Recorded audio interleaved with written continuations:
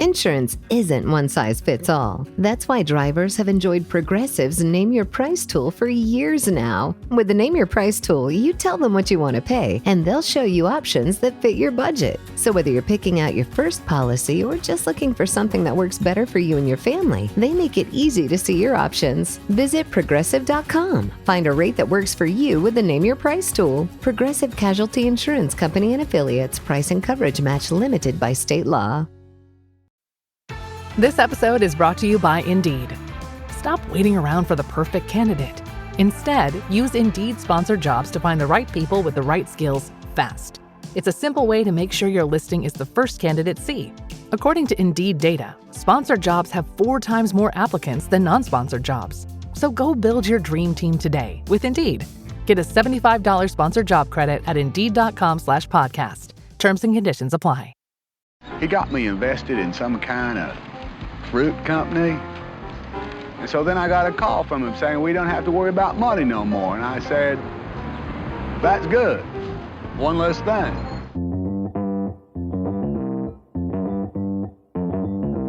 Live from Joe's mom's basement, it's the Stacking Benjamin Show.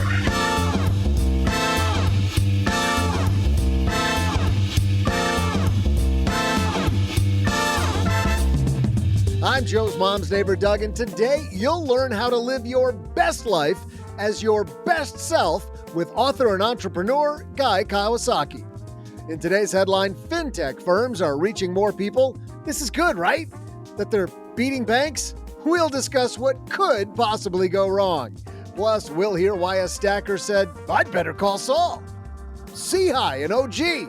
And finally, I'll share some thoughtful trivia. And now, 2 guys who are remarkably good at personal finance. It's Joe and O-G. Remarkably. Hey there. Welcome to a remarkable episode of the Stacking Benjamin Show. I am Joe Saul C-High, and I'm joined every Monday, Wednesday, Friday with the man across the table from me right now. It's Mr. OG. How are you, brother? Remarkable. Have you seen those remarkable tablets? Do you know what I'm talking about? They're like the little pencil. They're supposed to write like pencil. We actually, one year, we looked into maybe giving those as gifts, remember? No, but I would approve you buying me that gift. So I will take it. I just Approved. remember thinking cost benefit. Oh, yeah. The accounting department approves. We're a podcast. Take 2 aspirin and call in the morning. Maybe next year. What were you thinking there? What is it you especially like about the Remarkable tablet? Oh, well, obviously it has to.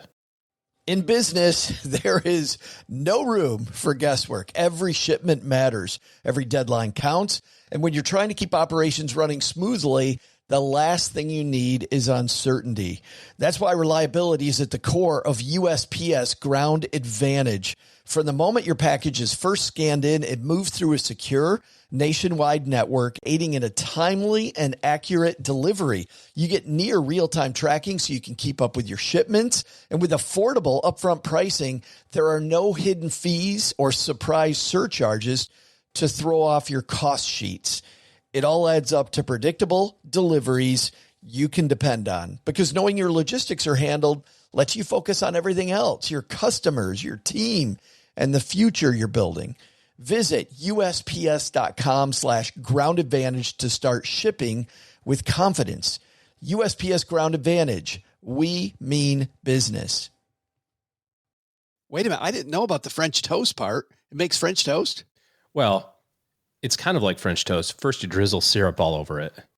Dell PCs with Intel Inside are built for the moments you plan and the ones you don't. They're for those all-night study sessions, the moment you're working from a cafe and realize every outlet's taken, the times you're deep in your flow and can't be interrupted by an auto update. That's why Dell builds tech that adapts to you. Built with long-lasting batteries so you're not scrambling for an outlet, and built-in intelligence that makes updates around your schedule, not in the middle of it. Find technology built for the way you work at Dell.com/Dell PCs. Built for you. Thank God it comes with a warranty. Just don't dunk it in the syrup. You're all right. Oh, yeah. That's user error right there if you do. Guy Kawasaki talking about living a remarkable life. We're not about just stacking more Benjamins. We're about making them remarkable Benjamins. And Guy Kawasaki's here to talk about that. But before that, you know what fans we are of FinTech. Let's dive in there first with today's headline. Hello, darlings. And now it's time for your favorite part of the show, our Stacking Benjamins headlines. Our headline today comes to us from Investment News. This is written by Emil Halaz. A sobering report shows increasing reach of FinTech over traditional firms. At first, I'm like, yeah, okay. Bank of America getting their butt kicked by these. To be sober. Yeah, that's right. Bank of America getting their butt kicked by these little guys. So I'm like, what could go wrong there? And Emil writes, across America, people are twice as likely to know about FinTech firms like Robinhood and Chime than they are to be aware of the latest services from well-established companies like JP Morgan, Goldman Sachs, Fidelity, and Vanguard. While 40% of U.S. households have heard of Robinhood and 39% of Chime, only 19% were familiar with JP Morgan Wealth Plan, 15% with Goldman Sachs' Marcus business, 14% with Fidelity Go, 13% with Vanguard Personal Advisor Services, according to data published Wednesday by consumer research firm Hearts and Wallets. The findings, Hearts and Wallets CEO Laura Vera said, are, quote, sobering. And I would tend to agree there, OG. While Vanguard, Fidelity, Goldman Sachs, JP Morgan, not your buddies, not your friends, the fact that companies like Robinhood have gotten so good at knowing the inner workings of your phone and how to reach you via your phone, and we're so addicted to our phone that we know Robinhood, and for some of us, we trust them more than we trust a firm like Charles Schwab. Yeah, but this seems a little apples and oranges here. It sounded like they're asking, hey, do you know this brand Robinhood versus this sub-brand Fidelity Go? I'm almost betting that most people know Fidelity more than they know Robinhood. There's more people that recognize Fidelity or Goldman Sachs or JP Morgan Chase. And when you get niched down into, but did you know that they offer this one little product that they're trying to brand? Well, no, I mean, I can't keep track of all that either, but it feels a little apples and orangey. I mean, I got to imagine most people are more familiar with Schwab and Vanguard than Robinhood. If I look at where the growth is as an organization, it's going to be through your app business, right? It's going to be through the way that we're all communicating now. We jump on our phone, we open up the thing. If I'm going to be with Goldman Sachs, well, then Marcus is something that I'll know about. If I'm going to be with Fidelity, the growth area should be probably Go. We look at online bank Chime they talk about. I mean, if I know Chime is a company, people know more than Bank of America's online product. Again, I think you're talking about like a sub-brand niche thing. I mean, the company Goldman Sachs has way more brand cash than Chime. But if you're trying to get into Goldman Sachs, you don't show up via an app. You have to show up with $10 million. Well, sure. But I'd be interested to see what percentage of younger people, just know Goldman Sachs, let's take as an example, versus the collection of Chime plus Robinhood. Like, I would bet that if I'm 30, probably Chime plus Robinhood resonates with me way more than Goldman Sachs. And maybe, well, of course, to your point, it's out of your market. I mean, it's like going, hey, did you know that there's a gated community over there that has $30 million houses in it? It's like, let's take the other side then. Let's take Fidelity Go. Yeah, so Fidelity versus Chime. I guarantee more people know Fidelity. Fidelity Go is a product. It's their, I don't know how to say it. It's a service offering underneath their overall brand of Fidelity pointed at a specific Doesn't consumer. It feel like, I don't know, because I see the marketing for all these companies. If I'm 27 years old and I'm looking at establishing my first relationship with a company, and you've seen how sticky these relationships are. The reason why companies want to get your direct deposit is because once they get your direct deposit, it's a hellish game to move it, right? Yep. So everybody wants to get these automatic things. And I'm not saying that it's bad to do that. It actually is good for you to do that. I mean, automate as much of the stuff as you possibly can because it's not about discipline. But I also think that if I'm 27 years old, I see Chime and Robinhood as these closer to me companies that feel like companies that I can easily deal with. Fidelity feels to me, even through their marketing, like a big, huge ass institution. Yeah. And that, I got to become a part of the machine, which is kind of a lie in both cases because Chime and Robinhood are machines as well. Yeah, I guess maybe they're betting on the future, right? Like I'll take your $500 a week deposit because I know that if I can get your money now, maybe you'll eventually turn into the $5,000 a week deposit 10 years from now or whatever. And I can see that. Obviously, like my kids have a banking relationship at our credit union that's branded for the kids. They get rewarded for saving. They get rewarded for having good grades. It's very much like, hey, we're your buddy, because it'll be easier for them when they get to, oh, I have a real job. What do I do? Oh, I'll just go to the same bank that I have been with since I was a teenager because they're nice to me, and then it's like, now I need to get a mortgage. Oh, well, I'll just go to the bank. So there's definitely some value in that, bringing the dollars in regardless of the level. But I think the argument, at least as I heard it here in this article, was these companies are falling behind. No, I don't think that's the sobering part. I think for me and for these people, the sobering part is how much headway they've made, about how much further along. We think of these fintech companies as these little tiny companies that are, not really, no. And that future that you're talking about, I think that they're betting on. I bet 10 years from now, this is a much different ball game than it is today. I'm not saying they'll take over in 10 years, but I think that ball game is going to be much, much more in, sadly, Robinhood and Chime's favor if this trend continues. Yeah, could be. I mean, look at Betterment and Wealthfront. Another couple of good examples. Betterment, sponsor of this podcast. Oh, sorry. Then just look at Betterment. Yeah, forget that other place. that other one. They're evil. Well, you make a great point about credit unions, because you can make a case that, and I said, these companies are not your buddy. If there is any of these companies that could have a chance to be your buddy, a credit union much more likely could be your buddy because they're member owned, right? They'll be closer to being your buddy. And when I was the MC of the recent Relevant conference out in Las Vegas, one of the big themes I heard these credit unions talk about is the fact that the data they had was that people are much more likely to trust Citibank than their local credit union. You know what the difference was? Advertising.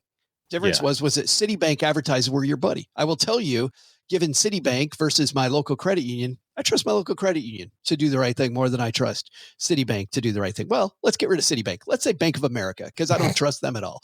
I've been on record for a long time of saying that one. But yet people do trust Bank of America more because of advertising. And I think that with, when we look at our phones and how prevalent our phones are in our life, and the way that Chime and Robinhood have made all these inroads, people likely to trust Robinhood. You and I know, and I'm not going to replay this. I mean, feel free to write me if you want the lowdown on how scummy Robinhood is. Robinhood just has this history. Just Google it. Yeah, that's true. You don't need to write to me. Don't write, Joe. Just Google. Yes. Robinhood, just this history of not doing the right thing. And yet we see it in front of us and we trust it. Yeah. Not a great way to monitor what the right move is. Well, you got to look after yourself. That's the major thing. Just like we were talking about on Monday with credit cards. If you're not being served by it, don't spend $195 on a credit card every year if it's not serving a purpose. Like get rid of the darn thing and find something that does serve you. It's not that the $195 or $595 or whatever the annual fee is a big deal. It's just that it's foolish not to get value out of it, whatever that value is. $500 on nothing. Yeah. I mean, or you're spending $500 on an amazing experience because you use all the benefits that are associated with that tool. Trust me, Amex or Chase or whomever, they're getting plenty rich on all the people that just like to have the plastic in their wallet and they don't need to spend the money on, updating it. But if you're taking advantage of all of the things, then it's valuable for you. I don't have our banking relationships at a major bank nor at a credit union. We use a local regional bank because I want to have somebody that calls me and goes, dude, you're going to overdraft your checking account unless you move some money into it. It's like, oh yeah, sorry, my bad. As opposed to, hey, guess what? We didn't pay that bill and we charged you $32. And they tell you that 5 days later via a postal letter, as opposed to a notification. And then to call, you go into phone bank hell. Yeah. So we tracked down a bank that's regional, that's a big enough bank and has all of our business, all of our personal stuff and all of our business stuff. And they, so far have treated us really well. So all of this stuff you need to look at, whether it's banking or whatever the relationship is. I mean, hell, your doctor needs to work for you. I think that's the key to value in life is, am I being served by this? We talk about subscriptions on Monday. Yeah. Am I being served by having all these subscriptions? Am I being served by these credit cards in my wallet? Am I being served by these, which means there's a little due diligence. I think that's our second takeaway here, OG, is there's got to be some due diligence. Don't just go, oh yeah, I've heard of Robinhood. Robinhood seems cool. I'm just going to jump on that. Well, do a quick Google search and you'll find out. Remember the pushback I got when I started railing against Robinhood? Like people going, why are you picking on Robinhood? Robinhood's a new company. No, Robinhood's not a new company. Well, Robinhood just messed up once. No, they haven't messed up once. They've messed up a lot and in areas where they shouldn't. Like people get so into the advertising and we get so defensive that the thing that we did might have been the wrong thing that we just want to naturally go, no, I didn't do the wrong thing. No, Robinhood's fine. Dude, I remember 20 plus years ago, I was having a conversation with an advisor's client. I was leading an office at Ameriprise. And we were replacing a New York Life whole life policy. We went through the whole, term versus permanent. This is a short-term need. We know it's till your daughter graduates. It's kind of like building the whole case of you don't need whole life, you need term. And if you don't need whole life, you need term, you should swap it out. And oh, by the way, look at all these premiums that you'll be saving, which now you can direct toward your retirement or your kids' college, and these goals get achieved. And this woman looked at us and went, "So what are we talking about here?" And so I boiled it down. I said, "We need to apply for a new policy. Once that gets in place, then we're going to cancel the New York Life policy." And she said, "I can't cancel that. New York Life, it's the company that you keep." I was like the gears in my head just stopped moving. I was like, wow, the advertising stuck. My second time hearing that story. And A, I didn't stop you, and B, I laughed again because it just, that's such a great story. That's advertising. Just the company you keep. Sticks with us. No shame on New York Life, by the way. I mean, they're a great company and, they've got stuff that work for people. New York Life, if you'd like to sponsor the show, we will just tell everybody, don't cancel New York Life. Yeah, we'll change our tune. I'll change that whole story up. And then I sold her a New York Life policy because it's the company you keep. This segment's sponsored by. Yeah, exactly. We will, of course, dive more into that in our 201 newsletter. Near the bottom of the 201 newsletter, StackyBenjamins.com/201 gets you signed up for our newsletter. It comes out every Tuesday and Thursday, absolutely free. Not only talks about topics like the one we just discussed and goes deeper into them, but also tells you what's happening. And OG, I'm going to have an announcement on the back porch today about something else where I will be going. And maybe you'll be able to join me too. I'm going to try to strong arm you into coming with me too. We will see. It'd be amazing if I got invited to things. Well, I'm going to invite you publicly. We're going to see everybody what happens. It's probably already happened. We're about to retroactively invited to the thing last week. See? He's already backing away. We'll see. You let me know. The reason why we talk about our headline at the bottom of the 201 is because we dive even deeper into our mentor of the day and the topic they bring. And today we're going to talk about being remarkable with a gentleman who's incredibly remarkable, Guy Kawasaki. He is currently the chief evangelist of Canva, which is a platform that we use to create great graphics all the time. However, what I love about Guy Kawasaki, when we were just starting our blog originally, the Free Financial Advisor blog, we were first starting this podcast. Guy Kawasaki was a guy who gave us lots and lots and lots of fantastic advice. I used to watch his stuff all the time. So to be able to talk specifically to Guy Kawasaki is amazing. He was, of course, the chief evangelist of Apple back in the day with Wikimedia Foundation, Mercedes-Benz brand ambassador, special assistant to the Motorola division of Google. He is quite a guy, and we're going to learn to be remarkable from this remarkable man. But first, Doug, I think you've got some trivia for us. Hey there, stackers. I'm Joe's mom's neighbor, Doug. Spring is right around the corner, and I've been thinking of creative ways to spend more time outside this year.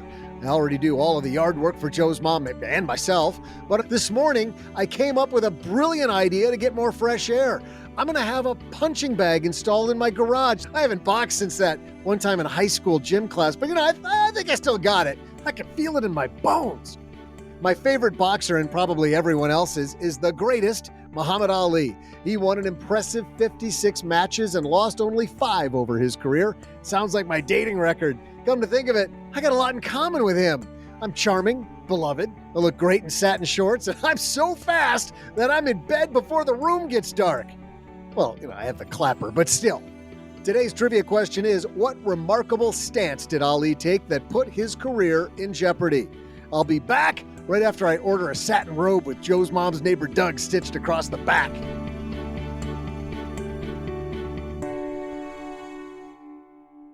You're listening to this podcast, so I know you've got a curious mind. Here's a helpful fact you may not know yet. Drivers who switch and save with Progressive save over $900 on average. Pop over to Progressive.com, answer some questions, and you'll get a quick quote with discounts that are easy to come by. In fact, 99% of their auto customers earn at least one discount. Visit Progressive.com and see if you can enjoy a little cash back. Progressive Casualty Insurance Company and Affiliates. National average 12-month savings of $946 by new customers surveyed who saved with Progressive between June 2024 and May 2025. Potential savings will vary. What would you do if your online store converted 36% more shoppers? You could take 36% more vacation. Another pina colada? Yes, please. Open a new retail location with 36% more square feet. Fantastic. Hire 36% more help. You're hired and you're hired. Shopify has the world's best converting checkout, up to 36% better than other e-commerce platforms. What you do with those extra sales is up to you. Switch to Shopify today at shopify.com/listen and get a $1 trial. Shopify.com/listen.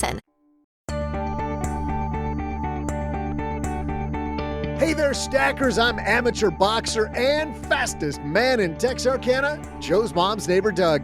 Nearly 50 years after he won the heavyweight championship for the first time after defeating Sonny Liston, the gloves Ali wore for that title match sold for $836,000, which is $200,000 more than he earned from winning the fight.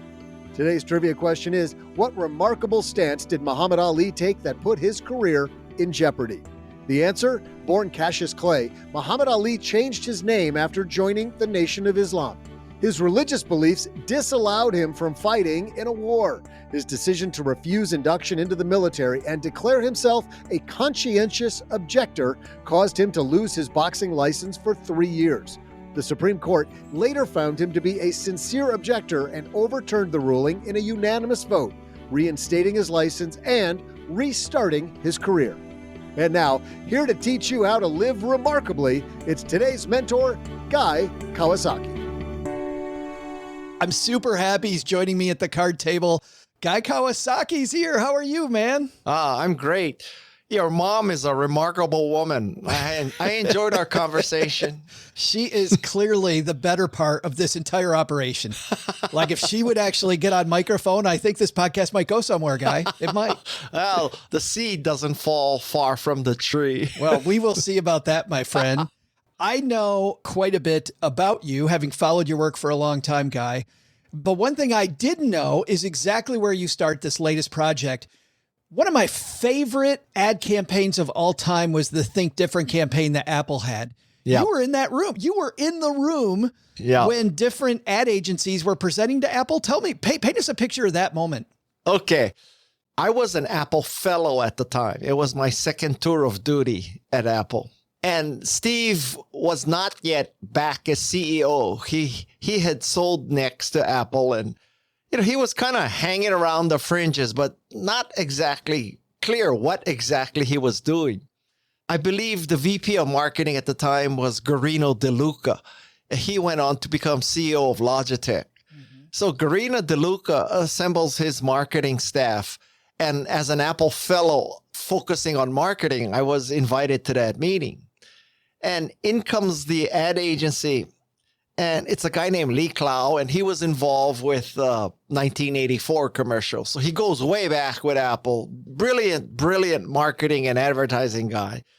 So he shows a video of the spots for Think Different. And for people not even alive in 1997, Think Different was an ad campaign focusing people like Gandhi and Martin Luther King and Einstein and Pablo Picasso. Yeah, the innovators, the outcasts, the wild children. Yeah. Right. All the people who are thinking different. And the message was that if you want to be an innovator and an artist and, an outlier, you have to think different. You can't just think like everybody else, i.e. using Windows. You had to think different and use a Macintosh. The ad really resonated with all of us in the room because at the time, just everybody was just crapping on Apple. So you had to really be a believer to continue to use a Macintosh. This is 97. And so it really appealed to sort of that rebellious, individual, innovator, artist kind of personality in Macintosh users. So anyway, Lee shows the ads. We all love it. And at the very end, I kid you not, Lee says, I have 2 copies of these videos with me. Steve, I'll give you one, and I'll give the other one to Guy. And Steve says, don't give one to Guy. And I'm like sitting there incredulous, right? I said, Steve, you don't trust me? Is that why? And Steve says, yes, Guy, I do not trust you. Right there, this is one of those make or break moments in your life where you either say, I teed it off, I connected, I hit the ball out of the park, I caught the wave, I scored the goal, I KO'd the guy. This is one of those moments. You either stand up for it or you don't. Without even thinking, I said, that's okay, Steve. I don't trust you either. Now, maybe that cost me $10 million, but it was worth it. What was Steve like then? Did you seriously not trust you? Why wouldn't he trust you? I don't know. I wasn't the leak all those years. All the stories you've heard about Steve are true. He was truly remarkable. I mean, people throw around the terms like visionary and innovator and all that pretty loosely, right? Like if you create the 25th Twitter clone, you call yourself a visionary and innovative. Mark Zuckerberg, we're so innovative. We created Threads. Whoa, Mark, really? Wow. 2023, you released Threads. So innovative. People can post messages. Wow. Oh. But Steve truly was. It was difficult to work for him because he had such high standards. And let's just say that he clearly didn't have the kind of Marcus Welby bedside mannerisms, let's just say. And so he was very brutally frank, and he would not hesitate to call you a bozo in front of the entire company. He was just like that. And I wouldn't say he was sadistic or mean-spirited or whatever. He was just very blunt.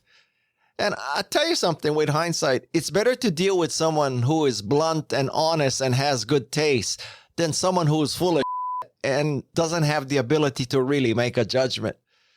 I actually was scared working for Steve all the time because I often thought, someday he's going to just rip me in public. And so contrary to every HR theory that you have ever heard about, you need to form an emotional bond with your employees and communicate openly and focus on the positive and, kumbaya and wear Birkenstocks and sip white wine and hold hands and walk together on the beach. Steve Jobs was like none of that. But I tell you something, he was formative in my career. I would not be where I am without Steve Jobs. God bless his soul. Well, you start this because obviously Think Different was not marketing computers, Guy. It was marketing feelings. It was marketing this belief that I can be something, that I can do more if I just go buy this product from Apple, right? I mean, meld the fusion of feelings with product was something that Apple has always been great at. But you start this story here because you say that we need to go even further. Think Different is fine, but in 2023, we need to go beyond Think Different. And my case is you can't just be thinking differently. You have a higher standard now. You have to think remarkably. You need to think about how to truly jump to the next curve, how to truly, fulfill customer needs and stuff. So different is not always good, let's just say. But remarkable is always remarkable. I would make that case.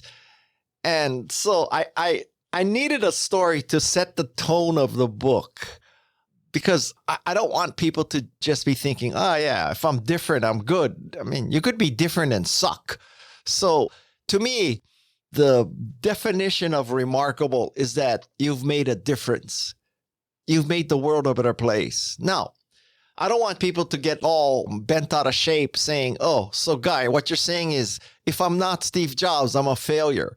If I'm not Jane Goodall, I'm a failure. That's not what I'm saying at all. I'm saying, you can make a difference to one person. That person could even be you. You could make a difference to a classroom, to a Pop Warner football team.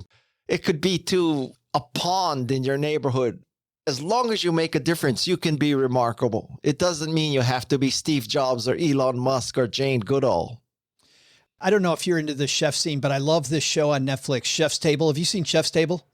I used to watch the one where they have the 3 chefs and the time limit, but I don't. That's Chef's Table. No, Chef's Table is just where they do these profiles of some of the best chefs on earth, and they kind of tell their backstory. Yeah. And how these people, in many cases, they fought their way through adversity to get where they are, and how they had to build teams. And in one of those episodes, the only reason I bring this up, guys, in one of those episodes, one of the chefs said, of course, great food is table stakes. That doesn't make a fantastic chef. That is just the minimum bar, right? If I make great food, that doesn't mean I'm providing this entire experience for people that come into my restaurant. You kind of start off by setting the table stakes at a place in 2024 that I think we truly need more of. I mean, we have this election year. We all are fixed in our opinions. We go on Threads or X or wherever the hell we're going to go, and we just fight about why I'm right and you're wrong. You kind of set the table stakes at this growth mindset idea. And it seems like Carol Dweck really helps you paint a good picture here. Yes. Carol Dweck is a professor at Stanford. Tiny woman, petite woman. She breaks all the stereotypes about 98-pound weaklings. She's a 98-pound goddess. Yeah. And so the crux of a growth mindset is the belief that what you are today is not your limitation. You can learn new skills. You can learn new things. You can improve. And this also applies to people who are successful. So one of the limitations of the fixed mindset is not only that you think you can't do more or better, but it could be very successful people who are very good at one thing. They want to preserve their self-image so they don't risk it and try anything else. So, maybe you're very good at physics, but you don't want to learn how to try surfing because you're going to make an ass of yourself by surfing, which is kind of what I did. So anyway, of the 200 people I've interviewed for my podcast who are remarkable, every one of them had a growth mindset. Nobody said, I am what I am. I cannot be any more. This is it. Nobody who's remarkable has that attitude. Is it this fundamental question of, instead of defending why I'm right, Guy, maybe we need to start asking, where am I wrong? Yeah. Well, I mean, you open the door here with the discussion of 2024 politics. And trust me, I don't know where you are in the spectrum, but I guarantee you there are people that look at others and say, how the hell can he believe that, right? So how can Nikki Haley not mention slavery? How can she say that America has not been a racist country? And what I learned by interviewing a guy named Mark Laberton, who was the CEO of Fuller Seminary, which is kind of the Harvard Business School of Christianity. Although, if you think about it, even that metaphor, Harvard Business School of anything, that used to be a absolute positive, but right, maybe not anymore. Even that's come under fire. Yeah.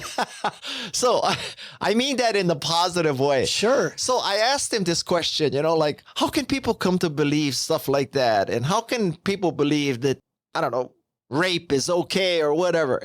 And he said, Guy, you're asking the wrong question. when you ask people, why do you believe that? Or what do you believe? That's the wrong question. All that is going to do is lead to arguments. This is why I believe America is not a racist country. And this is what I believe in. But he said the question to ask, a very valuable lesson, one that I don't always observe, I must admit. The question to ask is not what you believe or why you believe vaccines don't work. The question to ask is, how did you come to believe that? Because that fosters empathy and understanding, right? So how did you come to believe that vaccines are bad? And maybe the answer is, well, my grandfather was in this U.S. Army study, and he was in this study where he got vaccinated or he had a placebo. He actually got the disease and died. And so I have never trusted vaccination because my grandfather was in this experiment and it led to his ill health and death. Well, that's very good data to understand a person, as opposed to, you're such a dumb, you don't believe in vaccinations. You want to get COVID and die. Go ahead. Right? I mean, it's a completely different attitude. You write that if having growth mindset were easy, we'd all just switch on, because we've all heard this before, Guy. But like anything, it isn't what you've heard, it's what you do. What are some of the ways that we can work on getting a better growth mindset? What are some of those things we can do, such as what you just suggested, where we lead with empathy when we question versus how could you be such a dumbass? Well, first of all, I mean, I don't expect you to read my book or any book and say, oh yeah, he's right, I believe. You should approach everything with skepticism, especially today. So with the growth mindset, first of all, being aware that, maybe I can grow. And then it's a matter of finding people around you who support growth. Finding people around you who are suggesting that, yes, try these different things. Don't worry about failure. Failure is a form of learning. So you need to find supportive people. If you're surrounded by people who say, oh, you're only good at this, or all you're ever going to be is a, part-time barista. If you're surrounded by negativity like that, you're not going to get the growth mindset. You need to find people who have grown and will support you. And then I suggest taking baby steps. To use a surfing analogy, if you're a world-class physicist or violin player, now you say, okay, Guy, I believe in the growth set. I've always wanted to take up surfing. I'm going to grow. I'm going to try surfing. Well, the baby step is to get like a really long board, go to a place with 1 to 2 foot waves and get an instructor. That's the baby step. That's how you grow into surfing. I am not suggesting that you go to Nazaré in Portugal and you take your board out and you go into a 100-foot wave because Guy said, I have the growth mindset. I'm going to learn how to surf Nazaré, 100-foot wave. Come on down, baby. Guy's like, I'm not covering your medical bills. You got to sign a disclaimer when you buy this book. But I love this because instead of trying to get all big, and I think we all get freaked out by these big, huge changes, looking into the abyss that's the future. What can I be? I love this baby step idea because it doesn't have to be big things. Case in point, one thing I love that you wrote was that you say study subjects you've never considered or that you failed at, explore areas you've kept putting off because you didn't think you'd excel at them, and adopt the interest of family, friends, and followers. You did this yourself. You brought up surfing. Who in your family brought up surfing? And did you ever think, and by the way, you're from Hawaii. Why the hell haven't you been a surfer your entire life, Guy? Okay. What's going on? Okay. There's a good answer to that question. I'm from Hawaii. You would think that I would have learned how to surf. Yes, correct. Well, when I was a kid, I did not have the growth mindset. I had the Asian American mindset of you got to study hard. You need to get 800s on your SATs, 4.0 GPA, and you need to get into a great college, right? And so surfing when I was growing up, that's for the kids who are like not doing well in school, screwing off, taking drugs and all that. But I wanted to be a good Asian. And I didn't want to like go beyond that. I did not have the growth mindset to say, you're in 7th grade. You've never surfed in your life. You should try this. It was, you're in 7th grade. You're doing well in this college prep school. You don't want to make an ass of yourself going out there and surfing with all these delinquents. Now, there's many things to unpack about this. I have to say that I took up surfing at the age of 60. So if there's no greater proof of the growth mindset than being willing to make an ass of yourself and learn surfing at 60, I don't know what it is. But I will tell you one unanticipated benefit is that if I had taken up surfing as a kid, I love surfing so much, I don't think I would have accomplished as much in my career. Because I would just be surfing every day. So there's a silver lining to everything. One of your kids introduced you to hockey as well, too. And I don't think, by the way, while I do think surfing and Hawaii, I've never once thought hockey in Hawaii, just to be clear. Well, yeah, you know, the closest thing to pond hockey in Hawaii is eating shave ice, but I digress. So this is another great story. So my wife and I take our 2 boys, 8 and 10, to a Sharks game. And they love hockey. Where are you from? I'm from Detroit. I'm a Red Wing, man. Okay, I'm a Red Wing. So you understand hockey. Oh, yeah. You understand Red Wing hockey. So we go to this hockey game, and my kids fall in love with hockey. Now, for people who are not familiar with hockey, hockey is the greatest team sport there is. There's no question. Hockey is a combination of war and ballet and physics. Unlike other sports where the ball goes out of bounds and there's all these timeouts and stuff, hockey is non-stop action. The puck hardly ever goes out of bounds or, you know, and it's certainly not soccer where every 60 seconds somebody's flopping on the ground as if he broke his leg and then 60 seconds later he's back running around. Like if you did that in the NHL, you would be laughed out of hockey, right? So it's none of that bullshit. And my kids say, oh, Dad, we want to try hockey. Now, as Silicon Valley parents, you know, you can never say no to your precious little jewels. So we find them a hockey class.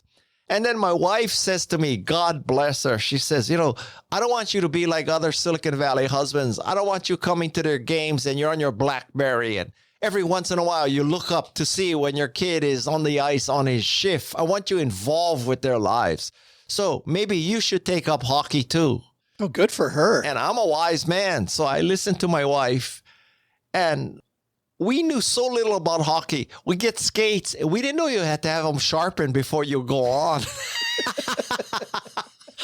That's like, you know, when you buy basketball shoes, you don't have them sharpened before you play basketball. You just lace them up and go. So anyway, one of the first times I tried hockey was this kid's parents' game.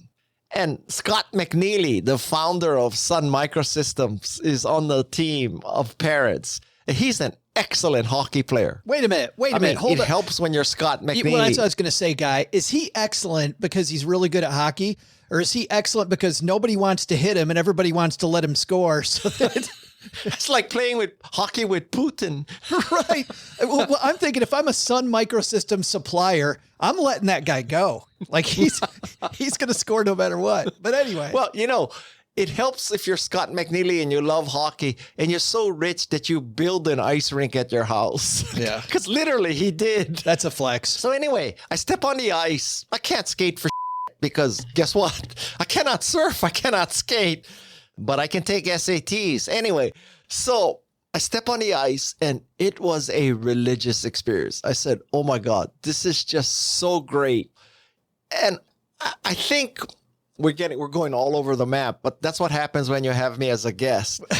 You know, people say, I'm spending a lot of time searching for my passion, my calling in life, you know, and it should be the intersection of what I'm good at, what I like to do, and what I can make money at, right? I mean, that's the perfect Venn diagram.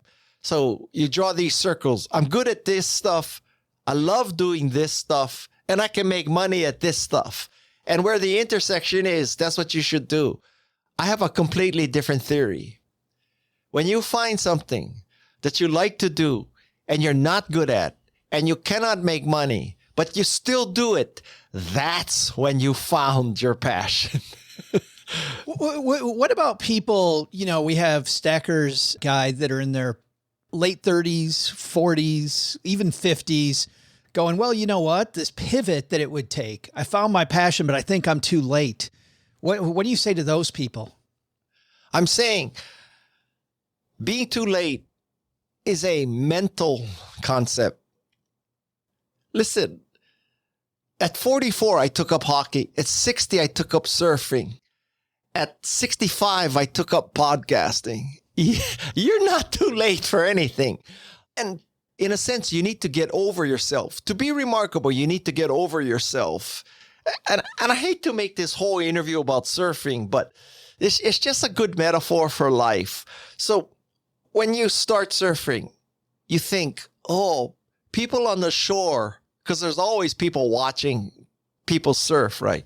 So people on the shore, they're going to see me. They're going to see me not get up. They're going to see me fall. They're going to see me make an ass of myself. And when I get out of the water, they're going to all come up to me and say, Guy, you're such a loser. You cannot surf. And so you're afraid of this potential embarrassment. And so I think a lot of people, they don't try to learn a new musical instrument. They don't try a new job. They don't try a new sport because they fear embarrassment. What I learned at surfing is, nobody cares. I mean, nobody cares. Probably they didn't see you fall. And even if they see you fall, they think nothing of it. So I've never come out of the water and people run up to me and say, Guy, I saw you fall 5 times in a row. You're such a loser. You should give up surfing. It just never happens. So get over yourself. It's not going to happen. So with the growth mindset, you push past that and you try stuff. Nobody's going to condemn you for being a lousy piano player if you started piano at 65. More power to you. You tried something that late. I'm actually the opposite. I see people at 65 trying to be a piano player, and I'm like, what a badass. Exactly. Well, and this is how hard the growth mindset is, Guy, because you never see it. You never see people do that. When I do, I think it's so refreshing. I want to push past because you have 3 main areas in this work: growth, grit, and grace. You have 1 point in grace, which is to take the high road. And I feel like over the past 15 years, as social media takes over more and more of our lives, I see people take the high road less and less and less. It seems harder, Guy, than ever to take the high road. Well, let's just say there's never traffic on the high road. Right? It's like one big carpool lane. But does anybody notice anymore when you take the high road? Oh, I think because so few people take the high road, it's actually maybe more noticeable, right? You stand out. So listen, I think that roughly the sequence of making a difference and becoming remarkable is, first you have to have a growth mindset. Then you have to have a grit mindset where you pay the price, because being remarkable is not going to be easy or cheap. And finally, you have to pay back. That's grace. Now, it was an act of God to find 3 words that describe those concepts that begin with GR: grit, growth, and grace. Like right there, you should buy the book. I'm laughing, Guy, as a fellow author, because I'm with you. I'm like, wow, like you're telling her the universe, something happened. Is that the best alliteration? Like a Pulitzer Prize winning alliteration right there, baby. The daytime Emmy goes to Guy Kawasaki. So as I look back on my career, the first third, I was underpaid. The second third, I was overpaid. And the third, I believe I should pay back. That's roughly how my life has worked out. And when I was in college, my father, God bless him, he told me, son, we are fortunate. Now, we came from a lower middle class family. Don't get me wrong. It's not like we were the Trumps, okay? But he said, we are lucky. We're fortunate. And now you're going to Stanford. You're extremely fortunate. So I want to explain this concept called noblesse oblige. And noblesse oblige translates into kind of the the obligations of nobility. Now, I happen to not like the word nobility because it implies that, you got to be Prince Harry or King Charles or Meghan Markle. You got to be one of the nobility. So my term is success oblige, which means that if you're successful, you have a moral obligation to help other people. Let's face it, you were quite fortunate to be successful. You walked through a door and you were successful. So you have a moral obligation to not just keep that door open, but if you can, make the door even bigger for other people. Because life is not a zero-sum game. Other people's success is not going to reduce your success. And other people's failure is not going to increase your success. The rising tide floats all boats, and the sinking tide sinks all boats. So get over it and fulfill your success oblige. The book is Think Remarkable. What a remarkable last half hour we've had together. 9 paths to transform your life and make a difference. And Guy, it's available everywhere. I hope. If it's not, there's somebody who might be getting the Steve Jobs treatment from you. Guy Kawasaki, thanks for mentoring us on growth, grit, and grace today. I super appreciate it. Thank you. It's really a pleasure to sometimes be the guest instead of the host. Hey, I'm Mr. Wow. And I'm Mrs. Wow from Waffles on Wednesday. And when we're not eating waffles, we're stacking Benjamins. When I get to speak to people like Guy Kawasaki, well, really, OG and you, I just get goosebumps. Yeah, well, I have that result for everybody. Yes. Goosebumps everywhere. The shivers. Ooh. Can't believe I get to hang out with you. Can't believe it. For all these shows. Hey, time for one stacker who thought, you know what? I better call Saul, Stehigh, and OG. This is the part of the show where we answer a listener question who's having an issue with their money. If you've got a question you'd like OG and I to answer, head to stackingbenjamins.com/voicemail. And for being brave, we also throw in some swag, but that's not the reason that you call. You call because you want to be as cool as Guillermo. Hey, Guillermo. Yes, hi. My name is Guillermo, and I was hoping to retire in the next few years, but I was still having some questions regarding a backdoor Roth versus a 401k to Roth rollover. I was hoping you could help shed some light on the differences, when each is best, and maybe some of the pitfalls associated with each practice. I appreciate it. Thank you, big fan. Guillermo, we're a big fan of yours, man, for calling in. And it is interesting. Well, first of all, maybe we should describe what is a backdoor Roth for people that have no idea what that is. And then we'll talk about 401k, traditional 401k to Roth versus backdoor Roth. Yeah. All retirement accounts, or I should say most retirement accounts, have some sort of income limit or restrictions associated with them. And so for Roth IRAs, if you're married filing joint and you earn over $218,000 of modified adjusted gross income, which is found nowhere on your taxes, by the way, so you have to calculate that. Let's say $200,000, $218,000, you can contribute to a Roth IRA. This year, the contribution limit is $7,000 per person. So 2 people working, 2 people making less than $200K, both can put in $7,000 in a Roth. No muss, no fuss. Once you get past $200,000, then you enter this phase out range, which says between this dollar and this dollar amount, you can put some in, but not all of it. And so it's based on a percentage of how much above the $218,000 number you are, reduces that $7,000 number all the way down to 0 once you get over $228,000. So between $218,000, $228,000 for married filing joint, you get a reduction after $228,000 of modified adjusted gross income, then you can't contribute to a Roth anymore.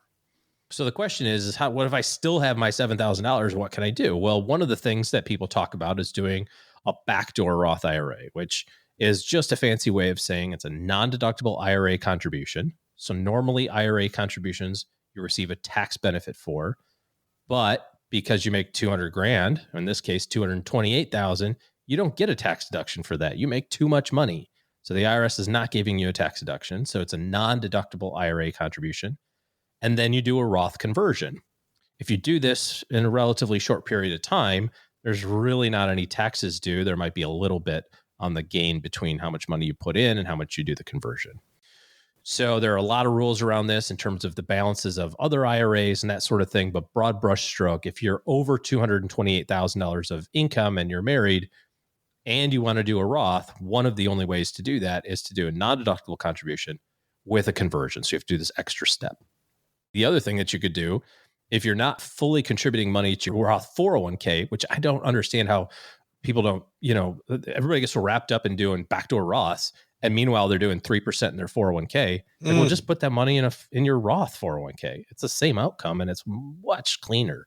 So much cleaner. So if you're not contributing the maximum, which this year to a 401k plan is $23,000. If you're over 50, you can do more. But if you're not doing $23,000 in your 401k and you still have capacity in there and you want to do a backdoor Roth, well, just put some money in your 401k. That's Roth 401k. And bada boom, bada bing. You got some Roth money without all the paperwork, because there's definitely a mess of tax documents that you have to get through. And I guess the downside there, because Guillermo asked for downside, the downside would be, if you don't have the cash flow to do that. If you don't have the cash flow to do that, then you got to go with the backdoor Roth, but with getting in your reserve to pay the tax. Yeah, I'm saying that it's the same outcome. If you don't have the cash flow to do the Roth 401k, then you don't have the cash flow to do the backdoor Roth either. It's the same $7,000, unless you're taking it from savings, in which case, then just live off the savings and take it out of your paycheck. And again, it's still going to be a heck of a lot cleaner than doing an IRA contribution, filing a tax form, doing a conversion, getting another tax form, and hoping all of this happens correctly, that you don't run afoul of anything. So I think the order of operations really needs to be put your money in your 401k up to the company match. And if you still have the ability to make contributions above that, you have the cash flow to do that, or you can structure it in a sense between you and your partner to do that.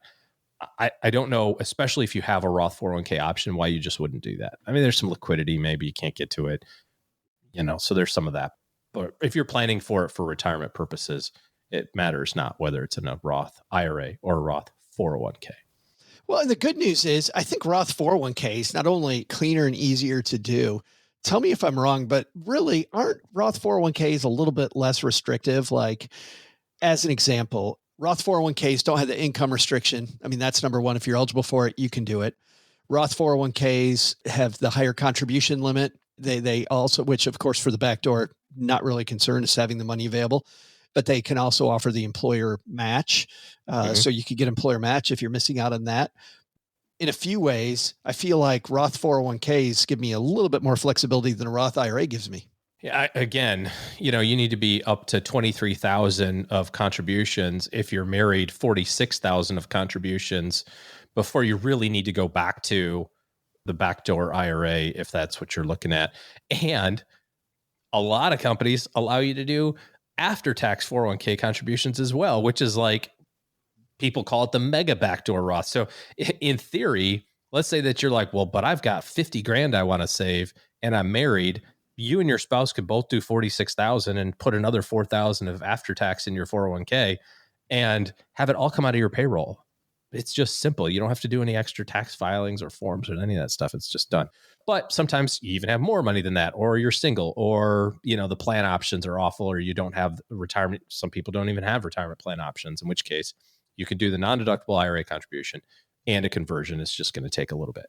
Now, what he was also talking about here was, well, how do I get money out of my 401k and do conversions to a Roth? And that's a completely separate thing, because when you do the non-deductible IRA contributions followed by a conversion, you'll pay taxes if there's any gains on that $7,000. So let's say that January 1st, you put in $7,000 in your IRA, and on August 1st, you convert it to a Roth.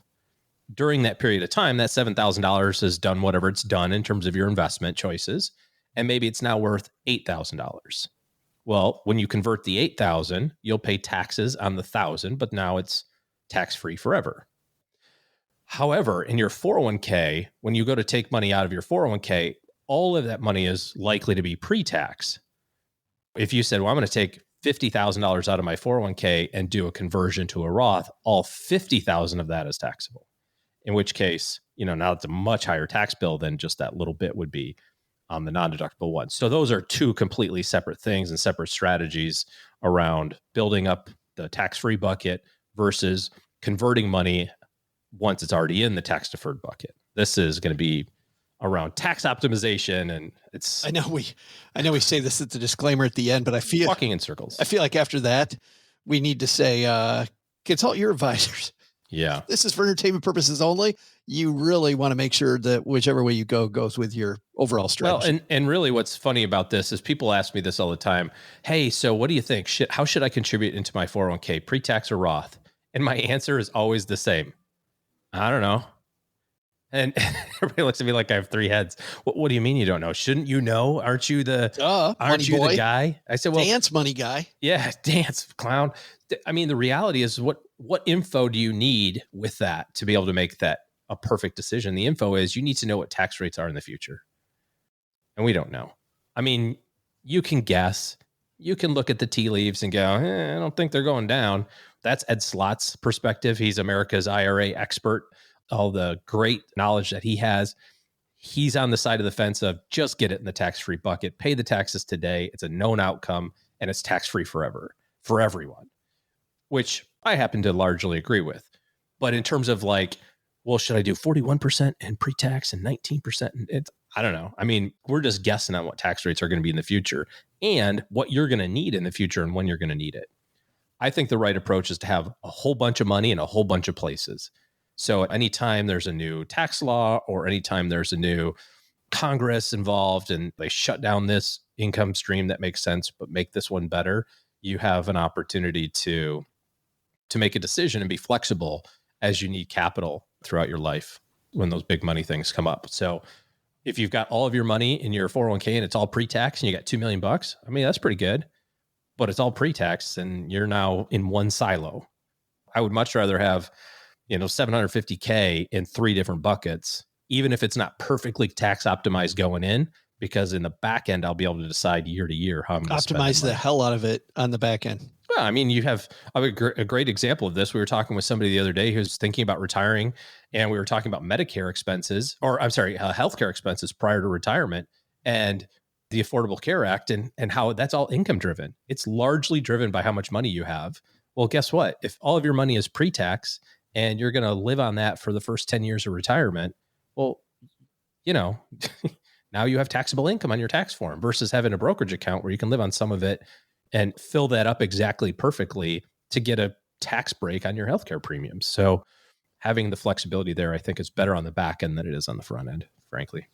Thanks for the question, Guillermo. Glad that you called. If you've got a question for us, head to stackingbenjamins.com/voicemail. By the way, if you don't have a question just about backdoor Roth versus contributing to a Roth 401k, you've got bigger questions like, what is my overall strategy and where does this all fit in? Well, G and his team are taking clients. So head to stackingbenjamins.com/OG.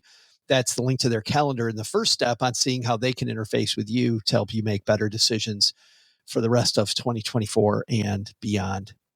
Hey, time to wander out to the back porch. And today we're going to keep it fairly quick. But I just found out 2 days ago that I am going to be doing a little bit of a meetup tour. So I'm super excited about this.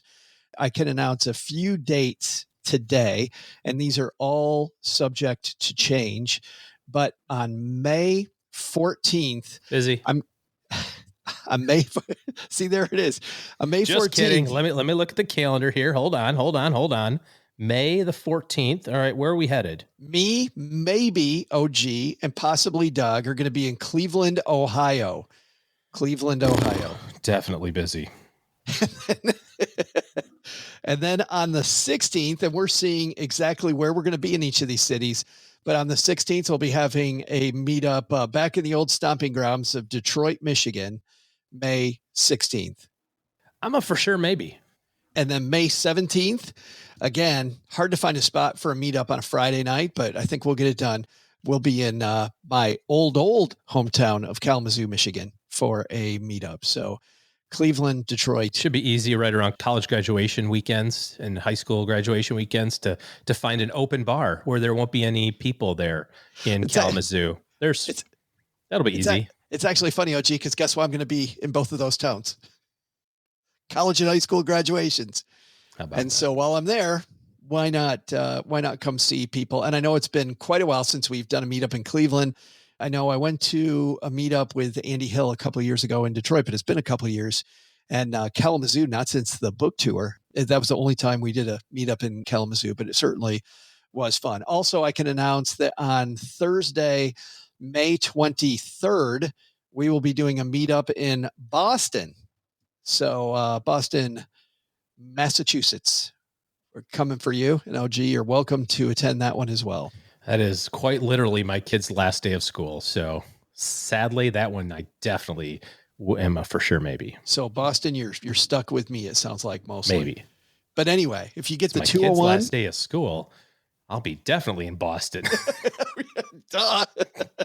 Oh, she's like, and I'm in. And that one I'm going to. Let me think through that Even again. if I'm not going, I'm going. But those are a few. Seattle, I hope to make it out there later on this summer.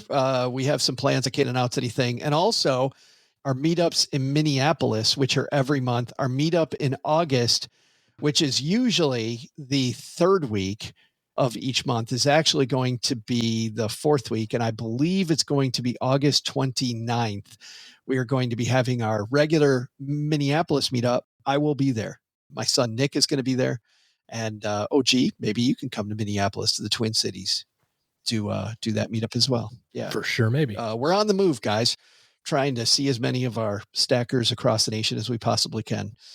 I think that's it, unless you got something else. I'm good, man. Yeah, let's do this. All right, Doug. Doug's been outside, still working on that project for Mom all day. You've been quiet all day, man. So what's on our to-do list? We got a lot. So what's stacked up on our to-do list today? First, take some advice from Guy Kawasaki and think remarkable. What can you do today that leads to remarkable results tomorrow?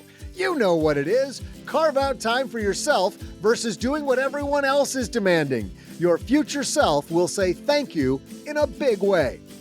Second, that new FinTech? Ask, is this the best way to get this done, or am I just falling for the next thing? Don't let your phone dictate who you trust and your next financial moves. But what's the biggest to do? I gotta put my boxing gloves up on eBay. Who knew there was such a high demand for used ones? Thanks to Guy Kawasaki for joining us today. You can find his book, Remarkable, wherever books are sold. Also, you can listen to his podcast, Remarkable People, wherever you're listening to me right now. We'll also include links in our show notes at stackingbenjamins.com. This show is the property of SB Podcasts, LLC, copyright 2024, and is created by Joe Salcihai. Our producer is Karen Repine. This show is written by Lisa Curry, who's also the host of the Long Story Long podcast, with help from me, Joe, Kate Younkin, Karen Repine, and Doc G from the Earn and Invest podcast. Kevin Bailey helps us take a deeper dive into all the topics covered on each episode in our newsletter called The 201. You'll find the 411 on all things money at The 201. Just visit stackingbenjamins.com/201. Wonder how beautiful we all are? Of course you do, but you'll never know if you don't check out our YouTube version of the show, engineered by Tina Eichenberg. Then you'll see once and for all that I'm the best thing going for this podcast. Once we bottle up all this goodness, we ship it to our engineer, the amazing Steve Stewart. Steve helps the rest of our team sound nearly as good as I do right now. Want to chat with friends about the show later? Mom's friend Gertrude, Stacy Doe, and Julia Garib are our social media coordinators, and Gertrude is the room mother in our Facebook group called The Basement. So say hello when you see us posting online. To join all the basement fun with other stackers, type stackingbenjamins.com/basement. For more interactive fun, join us on Instagram every Tuesday and Thursday for our Instagram Lives. Kate Younkin and Joe host those weekly. Not only should you not take advice from these nerds, don't take advice from people you don't know. This show is for entertainment purposes only. Before making any financial decisions, speak with a real financial advisor. I'm Joe's mom's neighbor, Doug, and we'll see you next time back here at the Stacking Benjamin Show.